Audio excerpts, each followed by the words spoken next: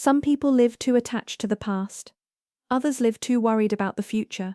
And many, caught in that tension, end up losing the present. Because it is not always easy to inhabit the now, when one part of you is still looking back, or when another part is running toward what has not yet arrived. The past carries weight. It carries weight because of what was lived, because of what hurt, because of what was not understood in time, because of what shaped the way you think, feel, and protect yourself. And the future carries weight too. It carries weight because of uncertainty, because of what you want to build, because of the fear of making mistakes, because of the need to find direction, stability, or meaning, and between these two times, an inner fracture often appears. As if one part of you were still trying to solve what was, while another part demands answers about what is to come. But perhaps living with more coherence is not about choosing one of those times. Perhaps it is about integrating them, because your past does not disappear.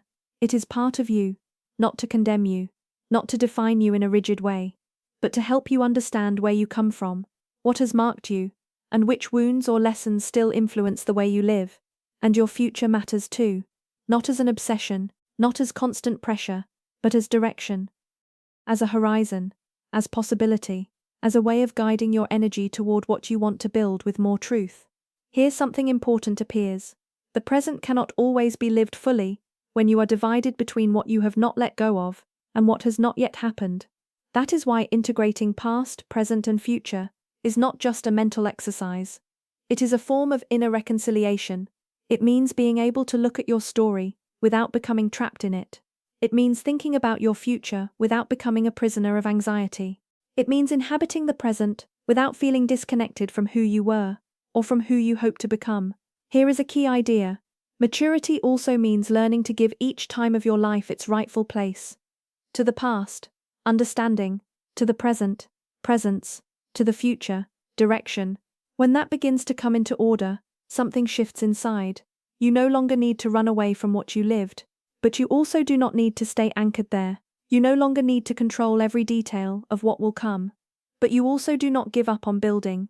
You begin to walk differently, with more integration, with less fragmentation, with the sense that your life is not split into opposing times, but held together by a deeper thread of meaning. And that also transforms identity, because you no longer see yourself only as someone marked by what happened, nor only as someone obsessed with getting somewhere. You begin to see yourself as a continuity, as someone who comes from a story, who inhabits a present, and who is moving toward a future. Then necessary questions begin to appear. Am I living too trapped in what already happened? Am I placing all my peace in a future that does not yet exist? Am I learning to integrate my story, my present, and the direction of my life? This episode does not seek for you to solve everything at once. It seeks to remind you that a mature identity does not live in conflict with time. It learns to give it meaning, because perhaps growth is not only about healing the past or planning the future. Perhaps it is also about learning to bring them together without losing the present. If this content brings you value, you can support the project by leaving a like and subscribing to the channel.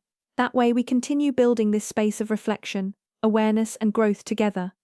This is not only about knowing where you come from or where you are going, it is also about learning to inhabit the point where both meet. See you in the next episode.